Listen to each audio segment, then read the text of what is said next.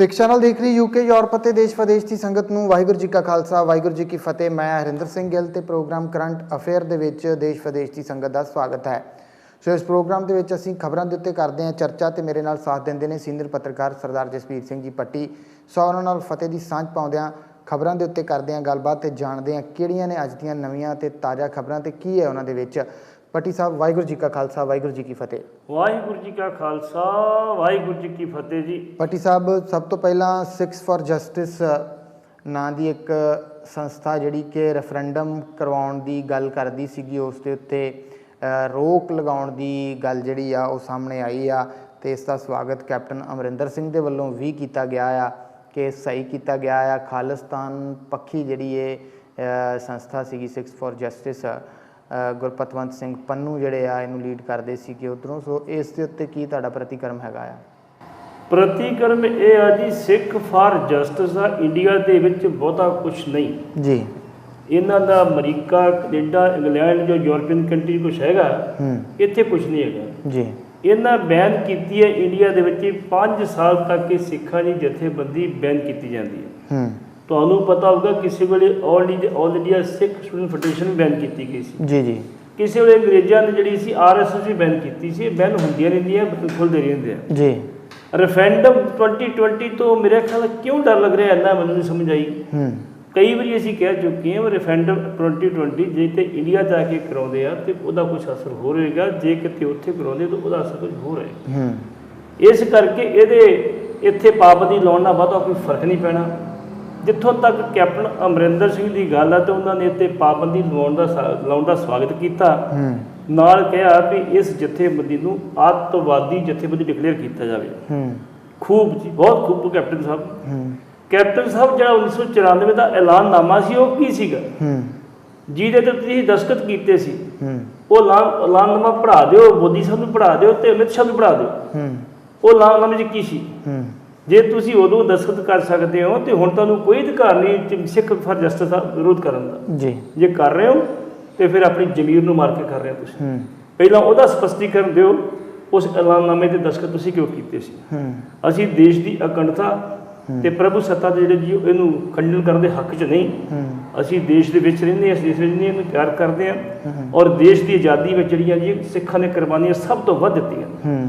ਇਸ ਕਰਕੇ ਪਰ ਤਰਕ ਦੀ ਗੱਲ ਕੀਤੀ ਜਾਵੇ ਤੇ ਕੈਪਟਨ ਸਾਹਿਬ ਨੂੰ ਇਹ ਅਧਿਕਾਰ ਨਹੀਂ ਕਹਿਣ ਦਾ। ਜੇ ਕਿਹਾ ਤੇ ਉਹ ਪਹਿਲਾਂ ਐਲਾਨਨਾਮੇ ਬਾਰੇ ਆਪਣਾ ਸਪਸ਼ਟੀਕਰਨ ਦੇਣ ਜੀ। ਬਿਲਕੁਲ। ਇਸ ਨਾਲ ਪੱਟੀ ਸਾਹਿਬ ਗੱਲ ਕਰੀ ਨਗਰ ਕੀਰਤਨ ਜਿਹੜਾ ਪਾਕਿਸਤਾਨ ਤੋਂ ਆਉਣਾ ਆ, ਉਸ ਚੀਜ਼ ਨੂੰ ਲੈ ਕੇ ਵੀ ਚਰਚਾ ਜਿਹੜੀ ਛਿੜੀ ਹੋਈ ਆ। ਮਨਜਿੰਦਰ ਸਿੰਘ ਸਿਰਸਾ ਦਿੱਲੀ ਸਿੱਖ ਗੁਰਦੁਆਰਾ ਮੈਨੇਜਮੈਂਟ ਕਮੇਟੀ ਦੇ ਪ੍ਰਧਾਨ ਨੇ, ਉਹ ਵੀ ਲਗਾਤਾਰ ਜਿਹੜਾ ਆ ਉਹ ਸਰਨਾ ਬ੍ਰਦਰਸ ਦੇ 'ਤੇ ਨਿਸ਼ਾਨਾ ਲਾ ਰਹੇ ਆ। ਇਹ ਪੂਰਾ ਮਾਮਲਾ ਹੈ ਕੀ ਆ? ਮਾਮਲਾ ਇਹ ਆ ਜੀ ਵੀ ਸਰਦਾਰ ਪਰਮਜੀਤ ਸਿੰਘ ਸਰਨਾ ਹੋਰਾਂ ਨੂੰ ਦਿੱਲੀ ਸ਼੍ਰੋਮਣੀ ਅਕਾਲੀ ਦਲ ਦਿੱਲੀ ਨੂੰ ਅਪ੍ਰੈਲ ਮਹੀਨੇ ਦੇ ਵਿੱਚ ਪਾਕਿਸਤਾਨ ਸਰਕਾਰ ਨੇ, ਪਾਕਿਸਤਾਨ ਅਕਾਬ ਬੋਰਡ ਨੇ, ਪਾਕਿਸਤਾਨ ਸਿੱਖ ਗੁਰਦੁਆਰਾ ਪ੍ਰਬੰਧਕ ਕਮੇਟੀ ਨੇ ਜੀ ਇੱਕ ਪੱਤਰ ਦੇ ਦਿੱਤਾ ਵੀ ਤੁਸੀਂ ਨਗਰ ਕੀਰਤਨ ਜਿਹੜਾ ਨਨਕਾਣਾ ਸਾਹਿਬ ਲੈ ਕੇ ਆਓ ਜੀ, ਦਿੱਲੀ ਤੋਂ ਨਨਕਾਣਾ ਸਾਹਿਬ। ਕਿਉਂ 2005 ਦੇ ਵਿੱਚ ਵੀ ਇਹ ਲੈ ਕੇ ਗਿਆ ਸੀ ਤੇ ਉਸ ਟਾਈਮ ਦੇ ਉੱਤੇ ਵੀ ਸ਼੍ਰੋਮਣੀ ਕਮੇਟੀ ਨੇ ਜਿਹੜੀ ਸੀ ਕਾਫੀ ਦਿੱਕਤਾਂ ਖੜੀਆਂ ਕਰਨ ਦੀ ਕੋਸ਼ਿਸ਼ ਕੀਤੀ ਤੇ ਉਸ ਨਗਰ ਕੀਰਤਨ ਦਾ ਬਾਈਕਾਟ ਕੀਤਾ ਸੀ ਜੀ। ਇਹ ਉਹਨਾਂ ਦੀ ਮਰਜ਼ੀ ਕੀਤਾ ਨਹੀਂ, ਲੇਕਿਨ ਉਸ ਟਾਈਮ ਤੇ ਕੇਂਦਰ ਦੇ ਵਿੱਚ ਕਾਂਗਰਸੀ ਸਰਕਾਰ ਸੀ ਤੇ ਪੰਜਾਬ 'ਚ ਵੀ ਕਾਂਗਰਸ ਸਰਕਾਰ ਸੀ, ਜਿਹਦੇ ਕਰਕੇ ਨਗਰ ਕੀਰਤਨ ਨੂੰ ਕੋਈ ਪਰੇਸ਼ਾਨੀ ਨਹੀਂ ਆਈ। ਤੇ ਮੇਰੇ ਖਿਆਲ ਹਰਿਆਣੇ ਦੇ ਵਿੱਚ ਕਾਂਗਰਸ ਸਰਕਾਰ ਸੀਗੀ ਜਿੱਥੋਂ ਲੰਘ ਕੇ ਆਉਣਾ ਸੀ ਨਗਰ ਕੀਰਤਨ। ਤੇ ਉਹ ਨਗਰ ਕੀਰਤਨ ਦੇ ਵਿੱਚ ਸੰਗਤਾਂ ਨੇ ਸ਼੍ਰੋਮਣੀ ਕਮੇਟੀ ਵੱਲੋਂ ਤੇ ਅਕਾਲੀ ਦਲ ਵੱਲੋਂ ਬਾਈਕਾਟ ਕਰਨ ਦੇ ਬਾਵਜੂਦ ਵੀ ਵੱਡੀ ਗਿਣਤੀ 'ਚ ਸ਼ਮੂਲੀਅਤ ਕੀਤੀ ਜੀ। ਬਹੁਤ ਜ਼ੋਰ ਸ਼ੋਰ ਨਾਲ ਸਵਾਗਤ ਹੁੰਦਾ ਰਿਹਾ। 24 ਘੰਟੇ ਨਗਰ ਕੀਰਤਨ ਚੱਲਦਾ ਸੀ ਤੇ ਲੋਕਾਂ ਦੀਆਂ ਸੰਗਤਾਂ ਜਿਹੜੀ ਭੀੜ ਸੀ ਉਹ ਵੱਧਦੀ ਜਾਂਦੀ ਸੀ, ਘਟਦੀ ਨਹੀਂ ਸੀ। ਇਸ ਵਾਰੀ ਫਿਰ ਹੁਣ ਉਹ ਇਹ ਮਨਜਿੰਦਰ ਸਿੰਘ ਸਿਰਸਾ ਸ਼੍ਰੋਮਣੀ ਕਮੇਟੀ ਨੂੰ ਪਰਮਜੀਤ ਸਿੰਘ ਸਰਨਾ, ਹਰਵਿੰਦਰ ਸਿੰਘ ਸਰਨਾ, ਮਨਜੀਤ ਸਿੰਘ ਸਰਨਾ ਆ ਕੇ ਇੱਕ ਦੇ ਗਏ ਸੱਦਾ ਪੱਤਰ ਵੀ ਤੁਸੀਂ ਸ਼ਮੂਲੀਅਤ ਕਰੋ ਇਹਦੇ 'ਚ। ਉਹਦੇ ਵਿੱਚ ਸ਼੍ਰੋਮਣੀ ਕਮੇਟੀ ਪ੍ਰਧਾਨ ਨੇ ਹਾਮੀ ਭਰੀ ਆ, ਅਸੀਂ ਸ਼ਮੂਲੀਅਤ ਕਰਾਂਗੇ, ਅਸੀਂ ਇਹਦਾ ਬਾਈਕਾਟ ਨਹੀਂ ਕਰਾਂਗੇ ਅਸੀਂ ਜੀ। ਔਰ ਜਦੋਂ ਇੱਥੇ ਆਏ ਉਹਨਾਂ ਦੇ ਸਰੋਪੇ ਪਾ ਕੇ ਸਨਮਾਨਿਤ ਕੀਤਾ ਗਿਆ ਵੀ ਬਹੁਤ ਚੰਗਾ ਕੰਮ ਕਰ ਰਹੇ ਹੋ। ਜੇ ਉਹਨਾਂ ਸਨਮਾਨਿਤ ਕੀਤਾ ਤੇ ਫਿਰ ਤਕਲੀਫ ਜਿਹੜੀ ਦਿੱਲੀ ਕਮੇਟੀ ਜਿਹੜੀ ਹੋ ਰਹੀ ਉਹ ਕਿਉਂ ਹੋ ਰਹੀ ਹੈ ਨਹੀਂ ਪਤਾ। ਹੁਣ ਸਰਸਾ ਸਾਹਿਬ ਕੀ ਕਹਿ ਰਿਹਾ ਜੀ ਵੀ 28 ਅਕਤੂਬਰ ਨੂੰ ਜਿਹੜਾ ਨਗਰ ਕੀਰਤਨ ਸਰਨਾ ਲੈ ਕੇ ਜਾ ਰਿਹਾ ਹੈ ਉਸੇ ਦਿਨ ਹੀ ਅਸੀਂ ਲੈ ਕੇ ਜਾਵਾਂਗੇ। ਸਵਾਲ ਇਹ ਪੈਦਾ ਹੁੰਦਾ ਵਾ ਵੀ ਤੁਹਾਨੂੰ ਜਿਹੜੀ ਪਰਮਿਸ਼ਨ ਮਿਲੀ, ਜੇ ਪਰਮਿਸ਼ਨ ਨਹੀਂ ਮਿਲੀ ਤੇ ਫਿਰ ਲੋਕਾਂ ਨੂੰ ਗੁੰਮਰਾਹ ਕਰਨਾ ਤੁਹਾਨੂੰ ਕੋਈ ਅਧਿਕਾਰ ਨਹੀਂ। ਕਿਉਂਕਿ ਜਿਹੜੀ ਇਹਨਾਂ ਚਿੱਠੀ ਲਿਖੀ ਆ 5 ਅਕਤੂਬਰ ਨੂੰ ਜਿਹੜਾ ਨਨਕਾਣਾ ਸਾਹਿਬ ਤੋਂ ਸੁਲਤਾਨਪੁਰ ਲੋਧੀ ਤੱਕ ਨਗਰ ਕੀਰਤਨ ਲੈਣ ਦੀ ਗੱਲ ਕੀਤੀ ਆ, ਉਸ ਚਿੱਠੀ ਦੇ ਵਿੱਚ ਜਿਹੜਾ 28 ਅਕਤੂਬਰ ਨੂੰ ਨਗਰ ਕੀਰਤਨ ਲੈ ਕੇ ਜਾਣ ਦੀ ਗੱਲ ਕਰਦੇ ਆ ਉਹਦਾ ਕੋਈ ਜ਼ਿਕਰ ਕਿਤੇ ਨਹੀਂ ਹੈਗਾ। ਪਾਕਿਸਤਾਨ ਮੈਨੂੰ ਇਹ ਗੱਲ ਦਾ ਪੱਕਾ ਯਕੀਨ ਹੈ ਵੀ ਪਾਕਿਸਤਾਨ 2 ਜਥੇਬੰਦੀਆਂ ਨੂੰ ਇਹਦੀ ਨਗਰ ਕੀਰਤਨ ਦੀ ਇਜਾਜ਼ਤ ਨਹੀਂ ਦੇਵੇਗਾ। ਜੇ ਦੇਵੇਗਾ ਤੇ ਫਿਰ ਸਰਨਾ ਸਾਹਿਬ ਦੀ ਕੈਂਸਲ ਕਰਕੇ ਦੇਵੇਗਾ, ਜੇ ਨਹੀਂ ਦੇਵੇਗਾ ਤੇ ਫਿਰ ਦਿੱਲੀ ਕਮੇਟੀ ਨੂੰ ਕੋਈ ਅਧਿਕਾਰ ਨਹੀਂ ਵੀ ਲੋਕਾਂ ਨੂੰ ਗੁੰਮਰਾਹ ਕਰੇ। ਹੁਣ ਮੇਨ ਚੀਜ਼ ਜਿਹੜੀ ਹੈਗੀ ਆ, ਮੇਨ ਚੀਜ਼ ਇਹ ਹੈ ਵੀ ਇਹ ਜਿਹੜੇ ਨਗਰ ਕੀਰਤਨ ਆ, ਨਗਰ ਕੀਰਤਨ ਦੀ ਬਜਾਏ ਜਿਹੜਾ ਸਾਡੇ ਡਾਕਟਰ ਗੁਲਰਾਜ ਸਿੰਘ ਸਿੱਖ ਜਸਟਰ ਉਹਨੇ ਇੱਕ ਬੜੀ ਵਧੀਆ ਗੱਲ ਕਹੀ। ਉਹਨਾਂ ਨੇ ਇੰਨੀ ਗੱਲ ਕਹੀ ਆ ਵੀ ਦਿੱਲੀ ਕਮੇਟੀ ਤੇ ਸ਼੍ਰੋਮਣੀ ਕਮੇਟੀ ਇੱਕ ਨਗਰ ਕੀਰਤਨ ਜਿਹੜਾ ਵਾ ਦਿੱਲੀ ਤੋਂ ਲੈ ਕੇ ਹਰਿਦੁਆਰ ਤੱਕ, ਜਿੱਥੇ ਗਿਆਨ ਗੋਦੜੀ ਸਾਹਿਬ ਗੁਰਦੁਆਰਾ ਸੀਗਾ, ਗੁਰੂ ਸਾਹਿਬ ਦੇ ਚਰਨ ਪਏ ਸੀ, ਉੱਥੋਂ ਤੱਕ, ਤੇ ਇੱਕ ਜਿਹੜੀ ਆ ਸਾਡਾ ਦੂਸਰਾ ਨਗਰ ਕੀਰਤਨ ਦਿੱਲੀ ਤੋਂ ਲੈ ਕੇ ਸਿੱਕਮ ਤੱਕ, ਜਿੱਥੇ ਗੁਰਦੁਆਰਾ ਡਾਂਗਮਾਰ ਸਾਹਿਬ ਜਿੱਥੇ ਕਬਜ਼ਾ ਸਾਡਾ ਕਰਵਾ ਦਿੱਤਾ ਗਿਆ, ਦੂਸਰਾ ਇੱਕ ਚਿੱਟਾਗੰਗ ਗੁਰਦੁਆਰਾ, 2 ਨੇ। ਕਹਿੰਦਾ ਉੱਥੇ ਵੀ ਗੁਰੂ ਸਾਹਿਬ ਦੇ ਚਰਨ ਪਏ ਸੀ, ਉੱਥੇ ਨਗਰ ਕੀਰਤਨ ਵੀ ਲੈ ਕੇ ਜਾਂਦੇ। ਸਿੱਧੇ ਤੌਰ ਤੇ ਉਹਨਾਂ ਦਾ ਕਹਿਣ ਦਾ ਭਾਵ ਇਹ ਸੀ, ਸੰਕੇਤ ਸੀ ਮਨਜਿੰਦਰ ਸਿੰਘ ਸਰਚੇ ਨੂੰ, ਭਾਈ ਜੇ ਤੂੰ ਨਗਰ ਕੀਰਤਨ ਲੈ ਕੇ ਜਾਣਾ ਤੇ ਆਹ 2 ਨਗਰ ਕੀਰਤਨ ਤੂੰ ਕੱਲਾ ਲੈ ਜਾ, ਜਿਹੜਾ ਜਾ ਰਿਹਾ ਉਹ ਅੜਚਣ ਨਾ ਪਾ। ਇਹਦੇ ਤੇ ਅਜੇ ਤੱਕ ਪਰਮਜੀਤ ਸਿੰਘ ਸਰਨਾ ਨੇ ਕੋਈ ਟਿੱਪਣੀ ਨਹੀਂ ਕੀਤੀ। ਮੈਂ ਸੋਚਦਾ ਬੜੀ ਚੰਗੀ ਗੱਲ ਹੈ। ਜੇ ਇੱਕ ਬੰਦਾ ਭਰਾ ਮਾਰੂ ਦੀ ਗੱਲ ਕਰਦਾ, ਦੂਜੇ ਨੂੰ ਸਬਰ ਕਰਨਾ ਚਾਹੀਦਾ। ਹਾਲੇ ਤੱਕ ਪਰਮਜੀਤ ਸਿੰਘ ਸਰਨੇ ਹੋਰਾਂ ਨੂੰ ਜਿਹੜੀ ਹਿੰਦੁਸਤਾਨ ਸਰਕਾਰ ਨੇ ਇਜਾਜ਼ਤ ਨਹੀਂ ਦਿੱਤੀ, ਪਾਕਿਸਤਾਨ ਸਰਕਾਰ ਨੇ ਦੇ ਦਿੱਤੀ ਆ। ਜੇ ਕਿਤੇ ਹਿੰਦੁਸਤਾਨ ਸਰਕਾਰ ਨੇ ਇਹਦੇ ਵਿੱਚ ਕੋਈ ਅੜਚਣ ਪਾਉਣ ਦੀ ਕੋਸ਼ਿਸ਼ ਕੀਤੀ ਤੇ ਮੇਰੇ ਖਿਆਲ ਭਾਜਪਾ ਨੂੰ ਜਿਹੜਾ ਪੂਰੇ ਦੇਸ਼ ਵਿੱਚ ਸਿੱਖਾਂ ਦੀ ਨਾਰਾਜ਼ਗੀ ਦਾ ਸ਼ਿਕਾਰ ਹੋਣਾ ਪਵੇਗਾ। ਤੇ ਮਨਜਿੰਦਰ ਸਿੰਘ ਗਿਰਦੇ ਬਾਰੇ ਇਹ ਗੱਲ ਕੀਤੀ ਸੀ, ਭਾਈ ਕੋਈ ਅਕਲ ਦੀਆਂ ਗੋਲੀਆਂ ਲੈ ਕੇ ਕਿਤੋਂ ਖਾ, ਵੀ ਜੇ ਕੋਈ ਕੰਮ ਨਗਰ ਕੀਰਤਨ ਗੁਰੂ ਉਹ ਕਿਸੇ ਵਿਅਕਤੀ ਦਾ ਨਹੀਂ। ਪਰਮਜੀਤ ਸਿੰਘ ਸਰਨੇ ਨੇ ਚਿੱਠੀ ਦਿੱਤੀ ਹੈ ਜਥੇਦਾਰ ਅਕਾਲ ਤਖਤ ਦਿੱਤੀ ਆ ਵੀ ਜਥੇਦਾਰ ਜੀ ਤੁਸੀਂ ਅਗਵਾਈ ਕਰੋ, ਸ਼੍ਰੀ ਗੁਰੂ ਗ੍ਰੰਥ ਸਾਹਿਬ ਦੀ ਸਰਪ੍ਰਸਤੀ ਹੇਠ ਨਗਰ ਕੀਰਤਨ ਚੱਲੇਗਾ, 5 ਪਿਆਰੇ ਤੇ ਸਿੰਘ ਸਭਾ ਕੇ ਅਗਵਾਈ ਕਰਨ। ਉਹਨਾਂ ਕਹਿੰਦੇ ਅਸੀਂ ਸ਼ਮੂਲੀਅਤ ਕਰਾਂਗੇ। ਤੇ ਫਿਰ ਮੈਨੂੰ ਸਮਝ ਨਹੀਂ ਆਉਂਦੀ ਵੀ ਜਿਹੜੇ ਸਰਸਾ ਸਾਹਿਬ ਆ ਇਹ ਜਿਹੜੀ ਅੜਚਣ ਕਿਉਂ ਪਾ ਰਹੇ, ਇਹ ਬਰਾਬਰ ਤੇ ਨਗਰ ਕੀਰਤਨ ਜਾਣ ਦੀ ਗੱਲ ਕਿਉਂ ਕਰ ਰਹੇ ਆ। ਇਹ ਇੱਥੋਂ ਦੀ ਗੱਲ ਕਰਦੇ ਜੀ ਫਲਾਣੇ ਸਟੇਟ ਤੋਂ ਪਰਮਿਟ ਲੈ ਲਈ ਜੀ, NOC ਲੈ ਲਈ, ਢਿੰਗਰੀ ਸਟੇਟ ਤੋਂ ਲੈ ਲਈ, ਜਿੱਥੇ ਜਾਣਾ ਵਾ ਉਹਦੇ ਬਾਰੇ ਕੋਈ ਗੱਲ ਨਹੀਂ ਕਰਦੇ। ਇਹਨਾਂ ਦੇ ਇੱਕ ਬੰਦਾ ਸੁਦੀਪ ਸਿੰਘ ਕੋਈ ਹੈਗਾ ਮੀਡੀਆ ਇੰਚਾਰਜ, ਉਹ ਕਹਿ ਰਿਹਾ ਜੀ ਸਾਨੂੰ ਪਰਮਿਸ਼ਨ ਪਾਕਿਸਤਾਨ ਨੂੰ ਮਿਲ ਗਈ, ਵਿਖਾਓ ਕਿੱਥੇ ਮਿਲ ਗਈ ਤੁਹਾਨੂੰ। ਇਸ ਕਰਕੇ ਭਰਾਵਾਂ ਨੂੰ ਜੰਗ ਸ਼ੁਰੂ ਕਰਨੀ ਚਾਹੀਦੀ। ਜੇ ਸਰਨਾ ਸਾਹਿਬ ਲੈ ਕੇ ਜਾ ਰਹੇ ਨੇ ਤੇ ਉਹਨੂੰ ਜਾਣ ਦੇਣਾ ਚਾਹੀਦਾ ਵਾ। ਤੇ ਜਿਹੜੀ ਆ 2 ਇਤਿਹਾਸਕਾਰ ਅਨੁਰਾਗ ਸਿੰਘ ਨੇ ਦਿੱਤੇ ਆ ਸੁਝਾਅ ਕਿ ਜਿਹੜੇ ਸਰਸਾ ਸਾਹਿਬ ਨੇ ਉਹ ਆਪਣੇ ਦਿੱਲੀ ਤੋਂ ਹਰਿਦੁਆਰ ਤੇ ਦਿੱਲੀ ਤੋਂ ਸਿੱਕਮ ਲੈ ਕੇ ਚੱਲ ਜਾਣ, ਉਸ ਪਾਸੇ ਕੋਈ ਇਸ ਦੇ ਉੱਤੇ ਗੌਰ ਕਰਨਾ ਚਾਹੀਦਾ ਵਾ। ਇਸ ਨਾਲ ਪੱਟੀ ਸਾਹਿਬ ਗੱਲ ਕਰੀਏ ਤਾਂ ਮਨਜੀਤ ਸਿੰਘ ਜੀਕੇ ਜਿਨ੍ਹਾਂ ਨੂੰ ਸ਼੍ਰੋਮਣੀ ਅਕਾਲੀ ਦਲ ਦੇ ਵਿੱਚੋਂ ਬਰਖਾਸਤ ਕੀਤਾ ਗਿਆ ਵਾ ਤੇ ਹੁਣ ਉਹਨਾਂ ਨੇ ਸਰਨਾ ਬ੍ਰਦਰ ਦੇ ਨਾਲ ਉਹਨਾਂ ਦੀ ਇੱਕ ਫੋਟੋ ਜਿਹੜੀ ਆ ਉਹ ਸਾਹਮਣੇ ਆਈ ਹੈ। ਸੋ ਕੀ ਅੰਦਾਜ਼ਾ ਲਗਾਇਆ ਜਾਵੇ? ਕਹਿੰਦੇ ਹੁੰਦੇ ਨੇ ਜੀ ਦੁਸ਼ਮਣ ਦਾ ਦੁਸ਼ਮਣ ਦੋਸਤ ਹੁੰਦਾ। ਮਨਜੀਤ ਸਿੰਘ ਜੀਕੇ ਨੇ ਲਗਭਗ 6 ਸਾਲ ਪ੍ਰਧਾਨਗੀ ਕੀਤੀ ਹੈ ਦਿੱਲੀ ਕਮੇਟੀ ਦੀ। ਔਰ ਜਦੋਂ 2000 ਮੇਰੇ ਖਿਆਲ 15 ਇਲੈਕਸ਼ਨ ਹੋਈ ਹੈ, 16 ਚ ਜਿਹੜੀ 16 ਚ ਇਲੈਕਸ਼ਨ ਹੋਈ ਆ, 15 ਚ ਇਲੈਕਸ਼ਨ ਹੋਈ ਆ, ਉਹਦੇ ਵਿੱਚ ਜਦੋਂ ਇੰਨੀ ਕੁ ਹਾਲਤ ਮਾੜੀ ਹੋ ਗਈ ਸੀ, ਮੈਂ ਕਿਹਾ 17 ਚ ਹੋਈ ਹੈ ਜੀ, ਤੇ ਉਹ ਜਿਹੜੀ ਇਲੈਕਸ਼ਨ ਜਦੋਂ ਹੋਈ ਆ, ਉਹ ਇਲੈਕਸ਼ਨ ਦਿੱਲੀ ਕਮੇਟੀ ਦੀ ਇਲੈਕਸ਼ਨ ਦੇ ਵਿੱਚ ਜਿਹੜੀ ਹੋਈ ਆ, ਉਹਦੇ ਵਿੱਚ ਦਿੱਲੀ ਦੇ ਵਿੱਚ ਸਿੱਖਾਂ ਨੇ ਟੋਟਲੀ ਬਾਦਲ ਅਕਾਲੀ ਦਲ ਦਾ ਜਿਹੜਾ ਸੀ ਬਾਈਕਾਟ ਕੀਤਾ ਸੀ। ਉਹਦਾ ਕਾਰਨ ਸੀ ਗੁਰੂ ਸਾਹਿਬ ਦੀ ਬੇਅਦਬੀ ਨੂੰ ਲੈ ਕੇ ਸਿੱਖ ਜਿਹੜੇ ਬੜੇ ਵਿਰੁੱਧ ਸੀ ਬਾਦਲਾਂ ਦੇ। ਤੇ ਇਹਨਾਂ ਨੇ ਜੋ ਸਰਵੇ ਕੀਤਾ ਤੇ ਉਹਨਾਂ ਮਨਜੀਤ ਸਿੰਘ ਨੂੰ ਕਿਹਾ ਵੀ ਭਾਈ ਤੂੰ ਇਹਦਾ ਹੱਲ ਕੀ ਆ? ਉਹਦਾ ਹੱਲ ਇਹ ਹੈ ਵੀ ਤੁਹਾਡੀ ਇੱਥੇ ਕੋਈ ਤਸਵੀਰ ਤੇ ਤੁਹਾਡਾ ਨਾਂ ਨਹੀਂ ਛਪਣਾ ਚਾਹੀਦਾ, ਜੇ ਛਪਿਆ ਤੇ ਲੋਕ ਤੁਹਾਡਾ ਵਿਰੋਧ ਕਰਨਗੇ। ਉਹਨੇ ਕਿਹਾ ਠੀਕ ਆ। ਮਨਜੀਤ ਸਿੰਘ ਜੀਕੇ ਦੀ ਕਮਾਂਡ ਹੇਠ ਇਲੈਕਸ਼ਨ ਲੜੀ ਗਈ ਤੇ ਪਰਮਜੀਤ ਸਿੰਘ ਸਰਨੇ ਹੋਰੀ ਜਿਹੜੇ ਹਾਸ਼ੀਏ ਤੇ 2013 ਚਲੇ ਗਏ ਸੀ, ਫਿਰ 2017 ਚਲੇ ਗਏ ਤੇ ਉਹਨਾਂ ਨੂੰ ਉਨੀਆਂ ਸੀਟਾਂ ਮਿਲੀਆਂ ਜਿੰਨੀਆਂ 2013 ਚ ਮਿਲੀਆਂ ਸੀਗੀਆਂ। ਮਨਜੀਤ ਸਿੰਘ ਜੀਕਾ ਇੱਕ ਮੰਨ ਲਿਆ ਵੀ ਮਨਜੀਤ ਸਿੰਘ ਜੀਕੇ ਇੱਕ ਹਰਮਨ ਪਿਆਰਾ ਲੀਡਰ ਬਣ ਗਿਆ ਉਹਨਾਂ ਦਾ, ਤੇ ਬਾਦਲ ਦਾ ਇਹ ਕਦੀ ਬਰਦਾਸ਼ਤ ਨਹੀਂ ਕਰ ਸਕਦਾ, ਨਾ ਸਰਸਾ ਕਰ ਸਕਦਾ, ਨਾ ਸੁਖਬੀਰ ਸਿੰਘ ਬਾਦਲ ਕਰ ਸਕਦਾ ਜੀ। ਉਹਨਾਂ ਦੀ ਬੜੇ ਦਿਲ ਦੀ ਪਲੈਨਿੰਗ ਸੀ ਕਿ ਮਨਜੀਤ ਸਿੰਘ ਜੀਕੇ ਨੂੰ ਖੁੱਡੇ ਲੈਣ ਕਿਵੇਂ ਲਾਉਣਾ ਵਾ, ਇੱਥੋਂ ਕਿਵੇਂ ਕੱਢਣਾ ਵਾ। ਕੱਲ ਜਾ ਕੇ ਉਹਨਾਂ ਨੇ ਸਰੋਪੇ ਪਾ ਦੇ, ਤੇ ਮੇਰੀ ਇਨਫੋਰਮੇਸ਼ਨ ਮੁਤਾਬਕ ਘੱਟੋ ਘੱਟ ਦੋਵਾਂ ਧਿਰਾਂ ਨੂੰ 500 ਫੋਨ ਆਇਆ ਵੀ ਤੁਸੀਂ ਚੰਗਾ ਕੀਤਾ ਹੈ। ਜਿਹੜੇ ਮਨਜੀਤ ਸਿੰਘ ਜੀਕੇ ਇਹਨਾਂ ਦੇ ਫਾਦਰ ਜਥੇਦਾਰ ਸੰਤੋਖ ਸਿੰਘ ਜਿਹੜੇ ਹੁੰਦੇ ਸੀ, ਇੱਕ ਵਾਹਿਦ ਸਿੱਖ ਲੀਡਰ ਹੁੰਦੇ ਸੀ ਜਿਹੜਾ ਦੇਸ਼ ਦੀ ਪ੍ਰਧਾਨ ਮੰਤਰੀ ਨੂੰ ਮਿਲਣ ਵਾਸਤੇ ਉਹਨੂੰ ਕੋਈ ਅਗਾਊਂ ਟਾਈਮ ਨਹੀਂ ਸੀ ਲੈਣਾ ਪੈਂਦਾ, ਜਦੋਂ ਚਾਹੇ ਮਿਲ ਸਕਦਾ ਸੀਗਾ ਜੀ।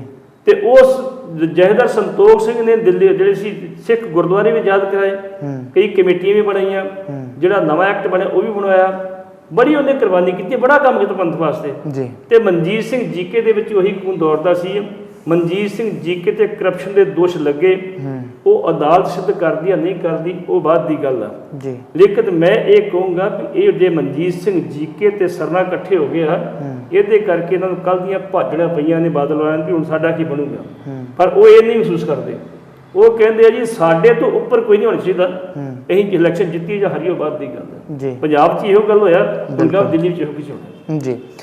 ਪੱਟੀ ਸਾਹਿਬ, ਗੱਲ ਟਕਸਾਲੀਆਂ ਦੀ ਜੇ ਕਰ ਲਈਏ ਤਾਂ ਉਹਨਾਂ ਦਾ ਵੀ ਇੱਕ ਨਵਾਂ ਬਿਆਨ ਸਾਹਮਣੇ ਆਇਆ ਕਿ 1973 ਦੇ ਜਿਹੜੇ ਅਨੰਦਪੁਰ ਸਾਹਿਬ ਦੇ ਮਤੇ ਦੇ ਤਹਿਤ ਹੀ ਉਹ ਆਪਣਾ ਏਜੰਡਾ ਜਿਹੜਾ ਤੈਅ ਕਰਦੇ ਆ, ਤੇ ਬਹੁਤ ਸਾਰੀਆਂ ਗੱਲਾਂ ਉਹਨਾਂ ਨੇ ਕੀਤੀਆਂ ਕਿ ਨਸ਼ਿਆਂ ਨੂੰ ਤੇ ਪਾਣੀ ਦੇ ਮੁੱਦਿਆਂ ਨੂੰ ਲੈ ਕੇ ਉਹ ਲੋਕਾਂ ਦੇ ਵਿੱਚ ਜਾਣਗੇ। ਸੋ ਤੁਸੀਂ ਉਹਨਾਂ ਦੀ ਇਸ ਹੋਈ ਮੀਟਿੰਗ ਨੂੰ ਕਿਵੇਂ ਦੇਖਦੇ ਹੋ, ਤੇ ਜਿਹੜੀ ਉਸ ਮੀਟਿੰਗ ਦੇ ਵਿੱਚ ਉਹਨਾਂ ਨੇ ਵੱਖ-ਵੱਖ ਤਰ੍ਹਾਂ ਦੇ ਬਿਆਨ ਦਿੱਤੇ ਆ, ਕਿਆ ਇਹ ਚੀਜ਼ਾਂ ਨੂੰ ਧਿਆਨ ਦੇ ਵਿੱਚ ਰੱਖਦਿਆਂ ਹੋਇਆਂ ਸਾਰਾ ਕੁਝ ਕੀਤਾ ਜਾਏਗਾ? ਸ਼੍ਰੋਮਣੀ ਗੁਰਦੁਆਰਾ ਪ੍ਰਬੰਧਕ ਕਮੇਟੀ ਦੀ ਇਲੈਕਸ਼ਨ ਵਾਸਤੇ ਅਮਿਤ ਸ਼ਾਹ ਨੂੰ ਮਿਲਿਆ ਜਾਏਗਾ, ਕਿਵੇਂ ਉਹਨਾਂ ਦਾ ਭਵਿੱਖ ਜਿਹੜਾ ਤੁਹਾਨੂੰ ਨਜ਼ਰ ਆਉਂਦਾ ਪੰਜਾਬ ਦੇ ਵਿੱਚ? ਪੰਜਾਬ 'ਚ ਅੱਜ ਦੀ ਡੇਟ 'ਚ ਟਕਸਾਲੀਆਂ ਦਾ ਕੋਈ ਭਵਿੱਖ ਨਹੀਂ ਜੀ। 1973 ਦੇ ਆਨੰਦਪੁਰ ਦੇ ਮਤੇ 'ਚ ਹੈ ਕੀ, ਪਹਿਲਾਂ ਲੋਕਾਂ ਨੂੰ ਦੱਸੋ ਵੀ ਇਹ ਮਤਾ ਇਹ ਆਵਾਜ਼ ਦਿੰਦਾ ਵਾ, ਤੇ 1978 ਦਾ ਇਹ ਆਵਾਜ਼ ਦਿੰਦਾ ਵਾ। ਅਕਾਲੀ ਦਲ ਨੇ 1900 ਜਿਹੜਾ ਮਤਾ ਸੀ ਅਨੰਦਪੁਰ ਦਾ ਮਤਾ, ਕੋਈ 30 ਸਾਲ ਪਹਿਲਾਂ ਹੀ ਜਿਹੜੇ ਸੀ ਠੰਡੇ ਬਸਤੇ 'ਚ ਪਾਤਾ ਸੀ ਜੀ। ਅੱਜ ਤੁਸੀਂ ਇਹ ਮਤੇ ਨੂੰ ਫਿਰ ਕੱਢ ਰਹੇ ਹੋ, ਕੱਢ ਕੇ ਪਹਿਲਾਂ ਲੋਕਾਂ ਜੋ ਮਤਾ ਹੈ ਕੀ।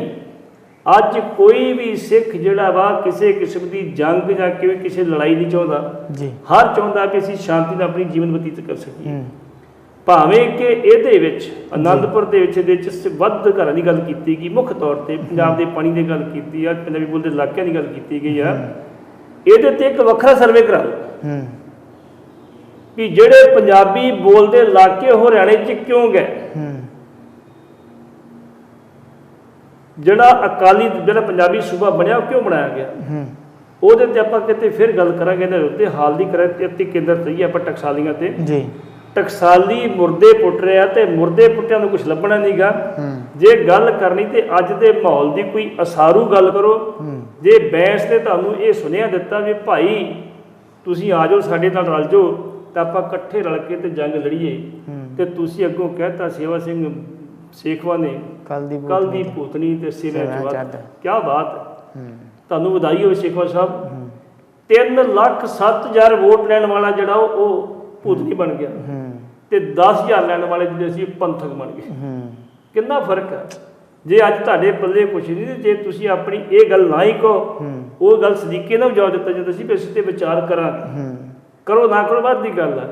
ਇਹ ਗੱਲ ਕਹਿ ਕੇ ਤੁਸੀਂ ਆਉਣ ਵਾਲੀਆਂ ਸ਼੍ਰੋਮਣੀ ਕਮੇਟੀ ਦੀ ਚੋਣਾਂ ਰਲ ਕੇ ਲੈਣੀਆਂ ਸੀ ਨਾ, ਉਹਦੇ ਵਿੱਚ ਤੁਸੀਂ ਇੱਕ ਬੜਾ ਵੱਡਾ ਪਾੜ ਪਾਤਾ। ਤੇ ਮੈਂ ਸੋਚਦਾ ਵੀ ਤੁਸੀਂ ਇਹ ਆਪ ਨਹੀਂ, ਇਹ ਕਿਸੇ ਦੇ ਕਹਿਣ ਤੇ ਸਭ ਕੁਛ ਕਰ ਰਹੇ ਜੀ। ਤੇ ਜਿਹੜੇ 1973 ਦੇ ਤੁਸੀਂ ਮੁੱਦੇ ਪੁੱਟ ਰਹੇ ਹੋ, ਉਹਨਾਂ ਨੂੰ ਛੱਡੋ, ਅੱਜ ਦੀ ਗੱਲ ਕਰੋ। ਅੱਜ ਸਾਡੇ ਪੰਜਾਬ ਦੇ ਵਿੱਚ ਸਿਹਤ ਦੀ ਗੱਲ ਆ, ਸਾਡੀ ਕੈਂਸਰ ਪੀੜਤ ਲੋਕਾਂ ਦੀ ਗੱਲ ਆ, ਸਾਡੀ ਐਜੂਕੇਸ਼ਨ ਦੀ ਗੱਲ ਆ, ਸਾਡੀ ਜਿਹੜੀ ਇੱਥੋਂ ਇੱਜ਼ਤ ਰਹੀ ਉਹਨਾਂ ਦੀ ਗੱਲ, ਉਹ ਮੁੱਦੇ ਨੂੰ ਲੈ ਕੇ ਚੱਲੋ ਛੱਡੋ ਉਹਨਾਂ ਮੁੱਦਿਆਂ ਨੂੰ। ਪੰਜਾਬ ਦੇ ਪਾਣੀਆਂ ਦੀ ਗੱਲ ਆ, ਪੰਜਾਬੀ ਬੋਲਦੇ ਇਲਾਕੇ ਦੀ ਗੱਲ ਆ, ਚੰਡੀਗੜ੍ਹ ਦੀ ਗੱਲ ਆ, ਉਹ ਗੱਲ ਕਰੋ ਕਰਨੀ ਆ। ਤੇ ਤੁਸੀਂ ਚੱਲ ਗਏ 1973 ਦੇ ਵਿੱਚ ਜਿਹੜਾ ਸੀ ਉਹ ਤੁਹਾਡਾ ਆਨੰਦਪੁਰ ਦਾ ਮਤਾ।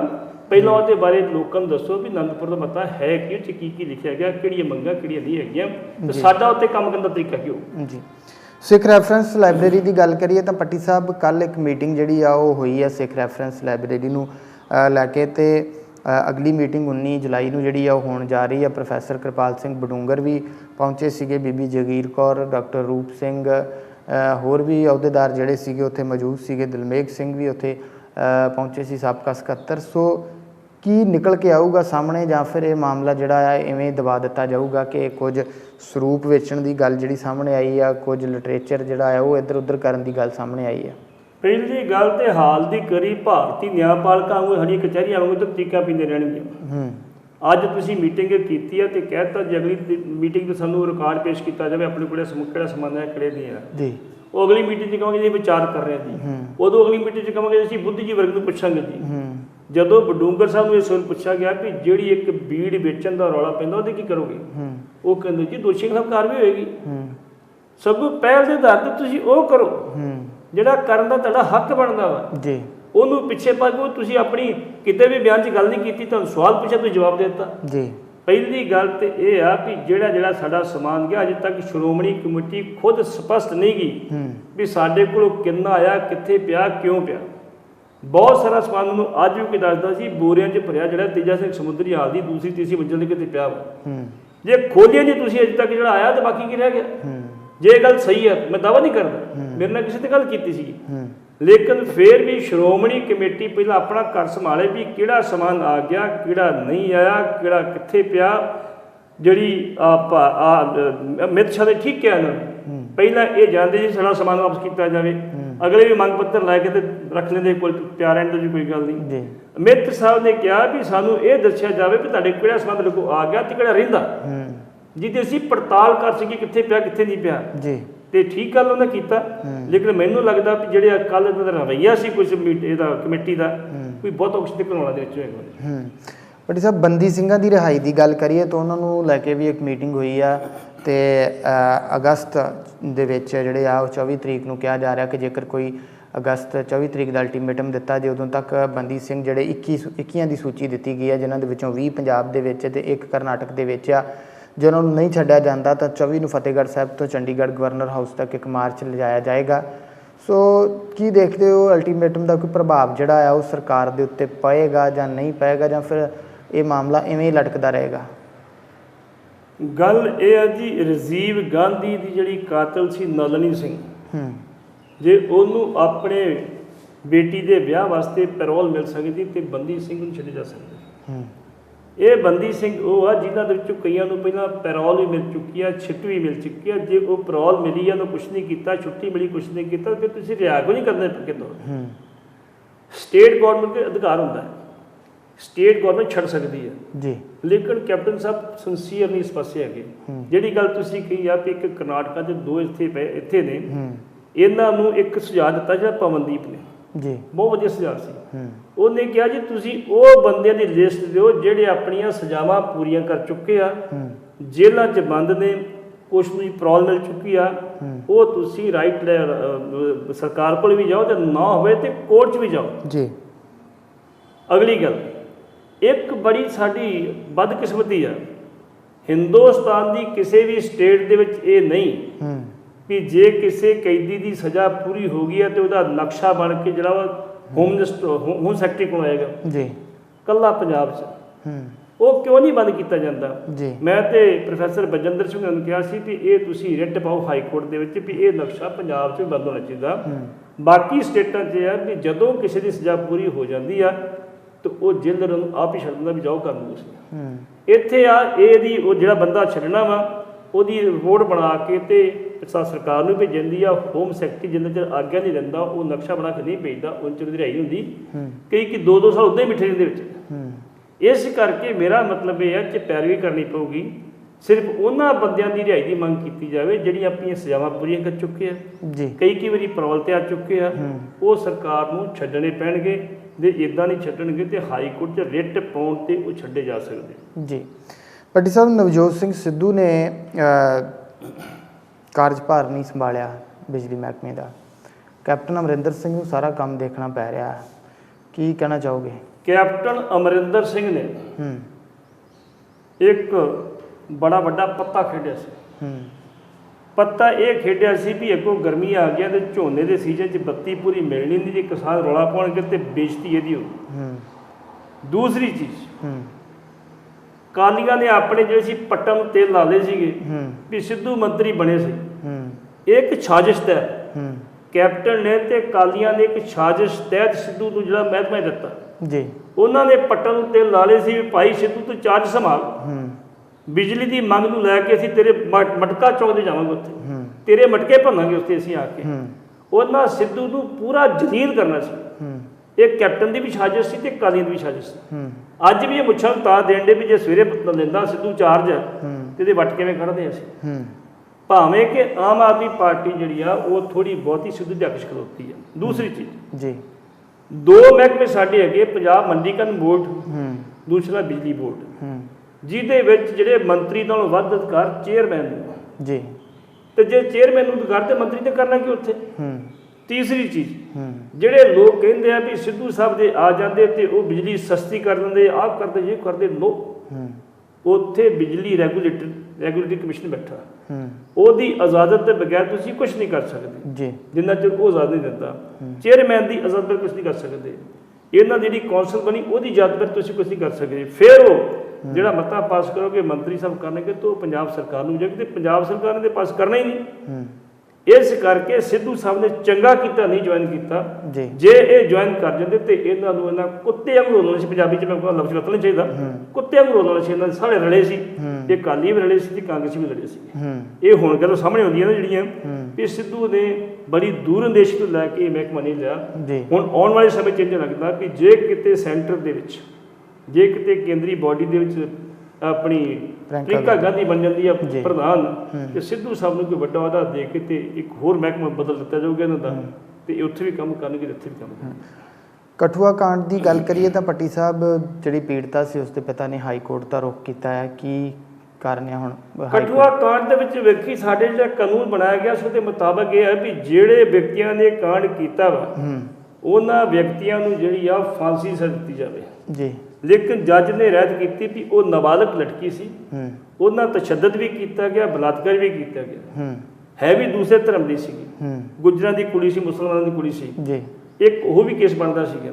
ਲੇਕਿਨ ਜੱਜ ਨੇ ਉਹਨਾਂ ਦੋਸ਼ੀਆਂ ਨੂੰ ਜਿਹੜੀ ਸੀ ਉਮਰ ਕੈਦ ਸਜ਼ਾ ਦਿੱਤੀ। ਹੁਣ ਉਹ ਕੁੜੀ ਦਾ ਫਾਦਰ ਜਿਹੜਾ ਵਾ ਉਹ ਹਾਈ ਕੋਰਟ ਚਲੇ ਗਿਆ ਵੀ ਇਹਨਾਂ ਦੋਸ਼ੀਆਂ ਨੂੰ ਫਾਂਸੀ ਦੀ ਸਜ਼ਾ ਦਿੱਤੀ ਜਾਵੇ। ਉਹ ਹੁਣ ਕਿੰਨਾ ਚਿਰ ਕੇਸ ਲਮਕਦਾ ਇਹਦੇ ਬਾਰੇ ਹੁਣ ਕੋਰਟ ਹੀ ਜਾਣਦੀ ਜੀ। ਹਨੀ ਸਿੰਘ ਦਾ ਵੀ ਇੱਕ ਮਾਮਲਾ ਜਿਹੜਾ ਵਾ ਪਿਛਲੇ ਕਾਫੀ ਦਿਨਾਂ ਤੋਂ ਚਰਚਾ ਦੇ ਵਿੱਚ ਹੈ। ਪੱਟੀ ਸਾਹਿਬ ਇੱਕ ਗੀਤ ਆਇਆ ਉਹਦਾ ਜਿਸ ਨੂੰ ਲੈ ਕੇ ਜਿਹੜਾ ਕਾਫੀ ਵਿਵਾਦ ਪਿਆ ਆ, ਤੇ ਇਸ ਦੇ ਉੱਤੇ ਜਿਹੜੀ ਸ਼ਿਕਾਇਤ ਆ ਉਹ ਵੀ ਹੋਈ ਆ।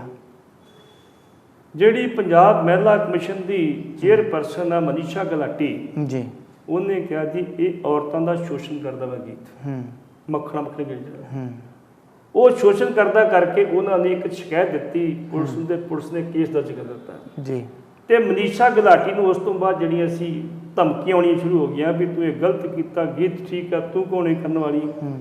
ਮਨੀਸ਼ਾ ਨੇ ਕਿਹਾ ਵੀ ਮੈਂ ਤੁਹਾਡੀਆਂ ਧਮਕੀਆਂ ਤੋਂ ਨਹੀਂ ਡਰਦੀ। ਉਹਨੇ ਇਹ ਮੰਗ ਕੀਤੀ ਆ ਵੀ ਹਨੀ ਨੂੰ ਬਿਨਾਂ ਕਿਸੇ ਦੇਰੀ ਤੋਂ ਗ੍ਰਿਫਤਾਰ ਕੀਤਾ ਜਾਵੇ ਤੇ ਉਹਨੂੰ ਕਾਨੂੰਨ ਦੇ ਹਵਾਲੇ ਕੀਤਾ ਜਾਵੇ, ਤੇ ਅੱਗੇ ਤੋਂ ਇੱਕ ਕਮਿਸ਼ਨ ਬਣਾਇਆ ਜਾਵੇ। ਜਿਵੇਂ ਸੈਂਸਰ ਬੋਰਡ ਬਣਿਆ ਨਾ ਫਿਲਮਾਂ ਦੇ ਉੱਤੇ, ਇੱਥੇ ਗੀਤਾਂ ਦੇ ਸੈਂਸਰ ਬੋਰਡ ਬਣੇ ਵੀ ਜਿਹੜਾ ਗੀਤ ਜਿਹੜਾ ਸੈਂਸਰ ਬੋਰਡ ਤੋਂ ਹੋ ਕੇ ਫਿਰ ਬਾਹਰ ਆਵੇ, ਚੰਗੀ ਗੱਲ ਆ। ਔਰਤ ਇੱਕ ਜਿਹੜੀ ਆ ਸਾਡੀ ਜਿਹੜੀ ਸਭ ਤੋਂ ਵੱਡੀ ਇੱਕ ਸਮਾਜ ਦੀ ਇੱਕ ਨੰਬਰ ਦੀ ਮੈਂ ਨਾਗਰਿਕ ਹਾਂ, ਅਸੀਂ 2 ਦੀ 1 ਨੰਬਰ ਦੀ ਨਾਗਰਿਕ। ਔਰਤ ਦੇ ਬਗੈਰ ਸਮਾਜ ਸੰਭਵ ਨਹੀਂ। ਜਿੰਨਾ ਯੋਗਦਾਨ ਔਰਤ ਦਾ ਸਮਾਜ ਚ ਕਿਸੇ ਦਾ ਵੀ ਨਹੀਂ। ਹਰ ਜਿਹੜਾ ਕਾਮਯਾਬ ਵਿਅਕਤੀ ਉਹਦੇ ਪਿੱਛੇ ਵੀ ਕਿਸੇ ਔਰਤ ਦਾ ਹੱਥ ਹੁੰਦਾ, ਆਮ ਕਿਹਾ ਜਾਂਦਾ। ਇਸ ਕਰਕੇ ਮਨੀਸ਼ਾ ਗੁਲਾਟੀ ਨੇ ਠੀਕ ਕੀਤਾ ਵਾ, ਤੇ ਸਰਕਾਰ ਨੂੰ ਚਾਹੀਦਾ ਵੀ ਉਹਦੀ ਜਿਹੜੀ ਮੰਗ ਆ ਵੀ ਸੈਂਸਰ ਬੋਰਡ ਬਣਾਇਆ ਜਾਵੇ, ਤੇ ਨਾਲ ਹਨੀ ਸਿੰਘ ਦੀ ਗ੍ਰਿਫਤਾਰੀ ਯਕੀਨੀ ਬਣਾਇਆ ਜਾਵੇ, ਤੇ ਜਿਹੜੇ ਧਮਕੀਆਂ ਦੇ ਰਿਹਾ ਉਹਨਾਂ ਦੀ ਵੀ ਜਿਹੜੀ ਪਛਾਣ ਕਰਕੇ ਉਹਨਾਂ ਖਿਲਾਫ ਕਾਰਵਾਈ ਕੀਤੀ ਜਾਵੇ ਜੀ। ਪੱਟੀ ਸਾਹਿਬ ਅੰਤਲਾ ਸਵਾਲ, ਪੰਜਾਬ ਚੰਡੀਗੜ੍ਹ ਪੰਜਾਬ ਨੂੰ ਦੇਣ ਦੀ ਮੰਗ ਦੇ ਉੱਤੇ ਹਰਿਆਣਾ ਨੇ ਆਪਣੀ ਵਿਧਾਨ ਸਭਾ ਦੇ ਵਿੱਚ ਇੱਕ ਮਤਾ ਕਹਿੰਦੇ ਪਾਇਆ ਵਾ ਜਾਂ ਕੀ ਕੀਤਾ, ਉਹ ਕੀ ਮਾਮਲਾ ਹੈ ਪੂਰਾ? ਪਹਿਲਾਂ ਤਾਂ ਆਪਾਂ ਹੇਸ ਦੀ ਗੱਲ ਕਰੀ ਸੁਖਬੀਰ ਸਿੰਘ ਜੀ। ਸੁਖਬੀਰ ਸਿੰਘ ਨੇ ਲੋਕ ਸਭਾ ਜਾ ਕੇ ਰੌਲਾ ਕਿਉਂ ਪਾਇਆ? ਉਹਨੇ ਰੌਲਾ ਉਦੋਂ ਪਾਇਆ ਵਾ ਜਦੋਂ ਪੰਜਾਬ ਭਾਜਪਾ ਦੇ ਪ੍ਰਧਾਨ ਸ਼ਵੈਤ ਮਲਿਕ ਦਾ ਇਹ ਬਿਆਨ ਆ ਗਿਆ ਕਿ ਪੰਜਾਬ ਦੇ ਵਿੱਚ ਸਾਡੀ ਜਿਹੜੀ ਆ ਕਰੀਬ 24,000 ਜਿਹੜੀ ਆ 24-25,000 ਸਾਡੀ ਆਪਣੀ ਜਿਹੜੀ ਮੈਂਬਰਸ਼ਿਪ ਹੈਗੀ ਆ, ਅਸੀਂ ਇਹਨੂੰ 35,000 ਤੱਕ ਲੈ ਕੇ ਜਾਣਾ ਜੀ। ਤੇ 2022 ਦੀਆਂ ਚੋਣਾਂ ਦੇ ਵਿੱਚ ਭਾਜਪਾ ਇਕੱਲੀ ਜਿਹੜੀ ਆ 51% ਦੀ ਵੋਟਾਂ ਲੈ ਕੇ ਜਾਏਗੀ ਜੀ, ਉਹਨਾਂ ਦਾ ਟੀਚਾ ਹੈ ਜੀ। ਉੱਥੋਂ ਅਕਾਲੀਆਂ ਨੂੰ ਇੱਕ ਸੰਕੇਤ ਮਿਲ ਗਿਆ ਵੀ ਭਾਈ ਹੁਣ ਆਪਣੀ ਗੱਲ ਨਹੀਂ ਬਣਨੀ ਜੀ, ਤੇ ਉਹਦੇ ਵਿੱਚ ਇਹਨਾਂ ਨੇ ਜਾ ਕੇ ਤੇ ਰੌਲਾ ਪਾਇਆ।